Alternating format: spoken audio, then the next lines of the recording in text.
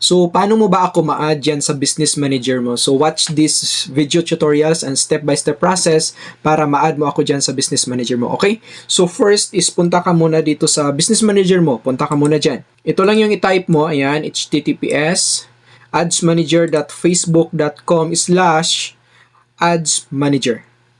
Tapos, enter mo yan. Okay? So, ngayon, ito na ngayon yung business manager mo. Ayan. So, punta ka lang ngayon dito sa left side and then makita mo dito yung settings, ayan, or dito sa taas, sa all tools. Click mo yan and then makita mo dito yung business settings. Click mo yan.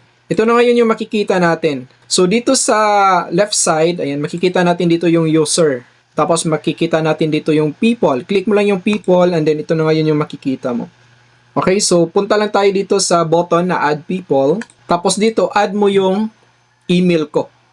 Yung email ko, ito yon. Ayan, bensbughao.ph123@gmail.com. Tapos click mo itong admin access. Ayan, tapos click mo itong next.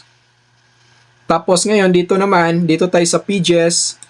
So, new pages experience, click mo itong Benz Bughao. Yung page mo dyan, yung makikita mo, click mo lang yan. Tapos, dito naman, is punta ka dito, scroll down ka, kikita mo ditong full control. Click mo yan. Everything.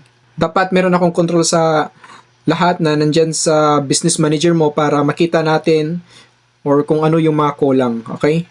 Pwede mo naman akong i-remove after dito, di ba? After that, classic page. Wala tayong problema dito. Dito naman tayo ngayon sa add accounts. So, makikita mo dyan yung add account na ginawa mo. Click mo yan. And then, dito naman tayo sa full control. Ayan. Click mo yan. Ayan, okay? Okay na yan. Tapos, dito naman tayo sa catalog. Wala na tayong problema dito, okay? So, lahat dyan na nandyan, pwede mo siya. Kung meron ka man dyan, check mo lang yan lahat. Tapos, full control. Sa apps, punta naman tayo dito. Wala tayo ng mga apps. Pixels, ayan dito. Kung meron ka namang pixels, so click mo dyan yung pixel and then full control, okay? So that's very important. Tapos Instagram account, no problem na siya, okay?